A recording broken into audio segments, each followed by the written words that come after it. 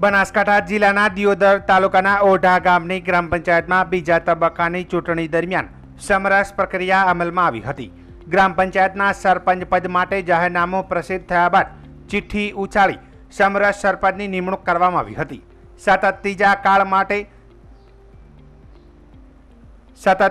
કાર્યકાળ માટે શંકરભાઈ રામાભાઈ ચૌધરીને સમરસ સરપંચ બન્યા છે, જેના કારણે સમગ્ર ગામમાં ઉત્સાહનો માહોલ જોવા મળ્યો હતો।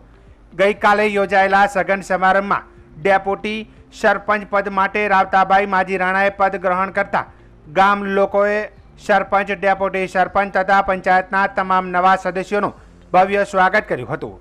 રાવતાભાઈ માજીરાણા વાવથરા, દિયોદર, લાખણી તેમજ ડીસા વિસ્તારમાં માજીરાણા સમાજના અગ્રણી કાર્યકર તરીકે ઓળખાય છે અને તેમને નવી જવાબદારી માટે શુભેચ્છાઓ મળી રહી છે।